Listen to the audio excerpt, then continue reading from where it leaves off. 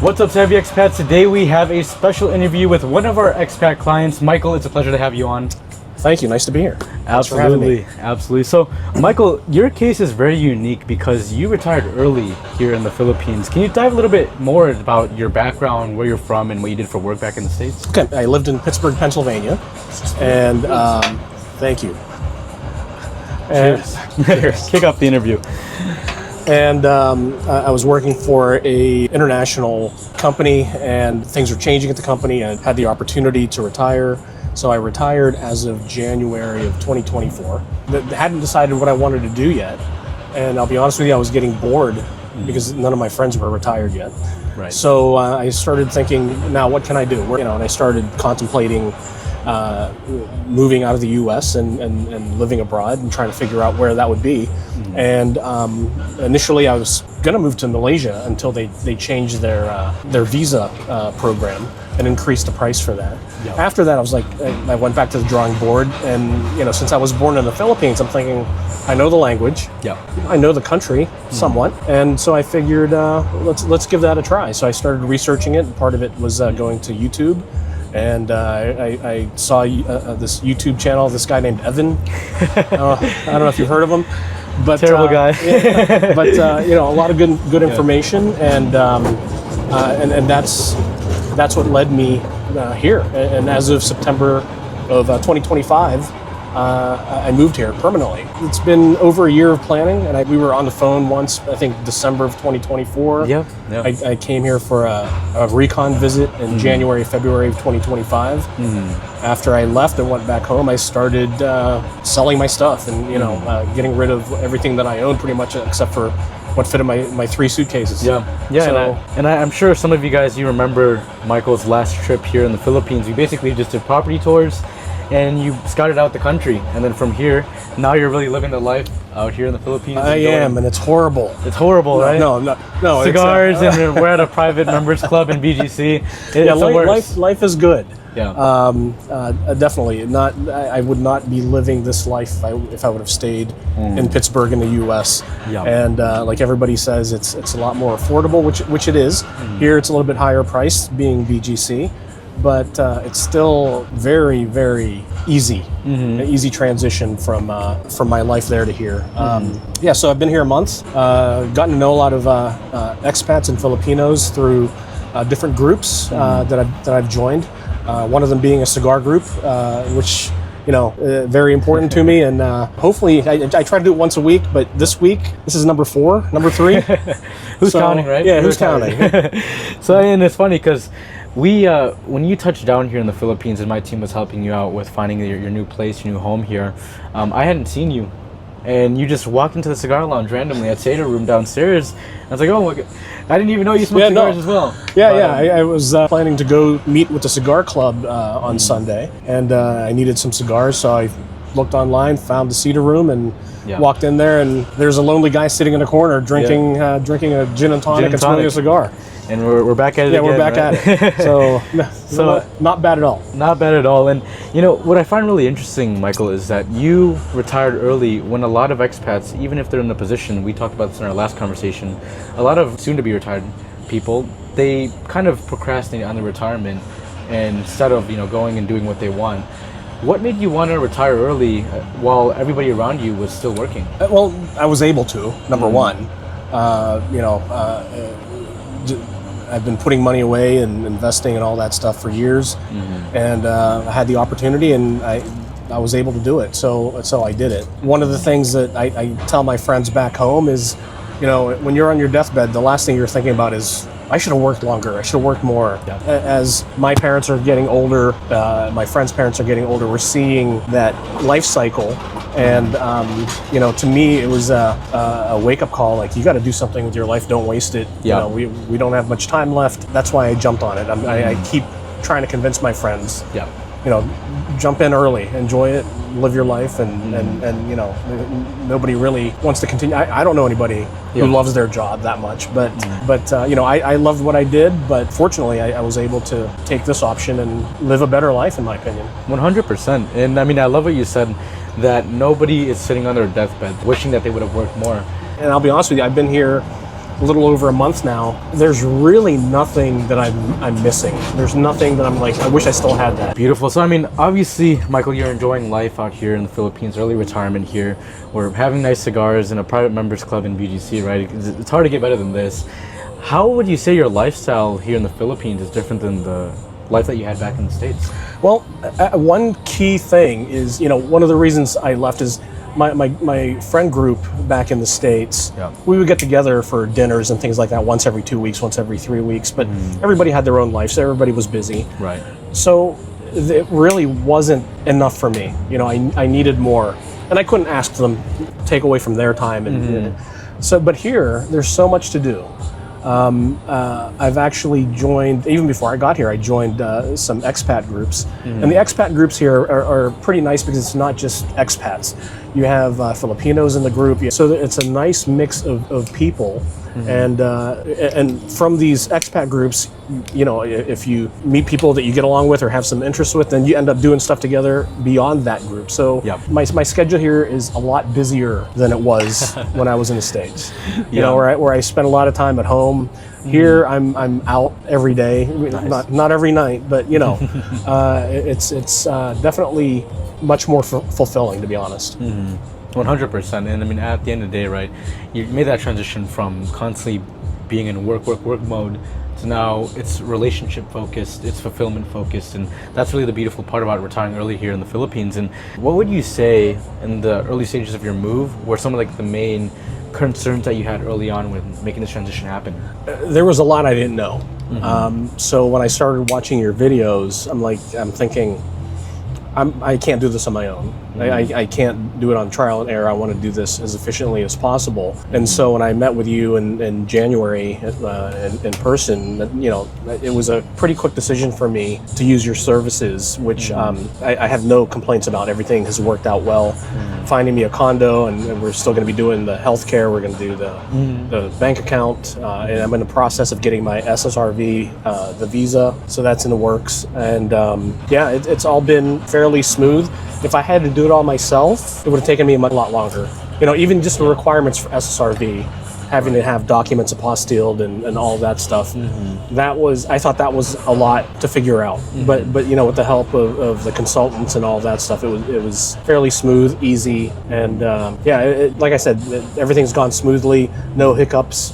And I'm quite happy with the service that the Savvy Expat here and his team have provided. I appreciate that, Michael. I told Evan this when we ran into each other. I said that his whole team, everybody from Andrea, who I'm working with personally with finding a condo, to the drivers that have been taking me around, have been excellent. Very, very kind, very good people. Yeah. And they even actually helped me move from my Airbnb to my new condo. So it was quite a nice experience. I'm glad to hear that, Michael. And I talked to some expats that will tell me, Evan, I could have just done like research by myself, or maybe just figure out this move by myself as I go.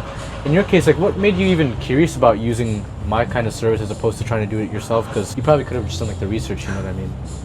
It was just, my timeline was actually delayed by a month because of trying to sell my place in Pittsburgh. But I wanted it to happen more quickly. I had a timeline that I was trying to stick to. And with the learning curve that I would have needed to go through to get all this stuff done, I probably wouldn't be here yet. Probably be a November, December type of move, as opposed to getting it done in September. To me, the service was well worth the cost. So not just saying this because you're sitting next to me, but the people that I've talked to who are already here as expats, we compare notes on their progress and what they had to do. And I keep tooting the horn on how good your team was and I quite appreciate excellent. it. And You owe me $500 on you go. below the table. But I'm glad to hear that. I'm glad to hear that you had a good experience. And for like those expats that are kind of debating using somebody's help versus doing it by themselves, what would you kind of give advice to? Well, with the internet you can do the research, but there are a lot of incorrect information out there. And since your team has been doing this, and I'm actually curious what number I am of the expats that you've moved here, and I'm not going to hold you to that. I don't think you're going to remember. But it's between 40 and 60, somewhere there. So you have the experience. Yeah. Why reinvent the wheel and try to figure out yourself? To me, the convenience and not having to worry. We pretty much had it planned out, everything that you guys would be providing to me, and everything's worked well. So, like I said, it's well worth it. I'm glad to hear that. What would you say your cost of living sort of looks like here in the Philippines versus back in the States? Definitely, I'm not spending more than what I was spending in the U.S. Now, I don't have a car here. It's such a walkable city. No, obviously with that, no car insurance, no gas. It's nice not having to worry about that kind of stuff here. Just Grab. Yeah, just do a Grab, and the Grab is the Uber of the Philippines, and it's much less expensive. The other night, I took a Grab to and from an event within BGC because I think it was raining, and I didn't want to walk. And the total, including tip, was roughly $7 American. And I don't think in the U.S. you could get a ride with Uber anywhere. Definitely, in terms of like your living expenses, all around outside of rent, like would you say everything's a lot more affordable? You're Oh, definitely. Yeah. And now, I mean, you ultimately chose that BGC would be the place for you to settle down. What sort of your rental figures looking like for your rent here in BGC? I'm living in a 2-year-old condo. I have a 2-bedroom, 2-bath unit. It's in Uptown, close to everything, very convenient, and I'm paying 75,000 pesos a month. So what, 1,200, 1,300? Like 1,200 at most. With the current exchange rate, it's about like 1,100 probably around. And the nice part is Uptown is one of the most convenient locations, and they have a lot of modern condos in that area. They do. In terms of lifestyle, everything's walking distance to you. Everything's very convenient for you. But I mean, you're living a great lifestyle. You're in Uptown, very convenient location. Everything's walking distance.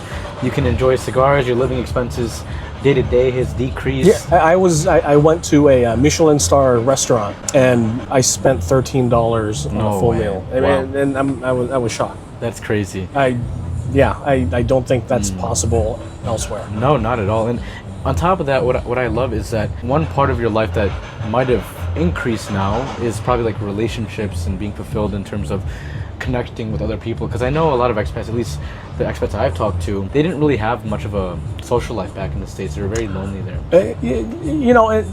I mean, my friend group back in the States, I've had, there's a portion of them that I've known since elementary school. There's some that I met in college and things like that. But, we're close, but we're spread out around the country, around the state of Pennsylvania. And it's a little bit more difficult. Here, when you're amongst a bunch of expats, you're sort of forced, and you're looking for that connection. So people are putting a little bit more effort into it, and with so much entertainment and restaurants and things of that nature available, and bars, there are a lot of gatherings going on quite frequently, and it's just a matter of choosing which ones to go to. And trying to limit yourself so you don't overdo it too much, but yeah, it's a lot of fun.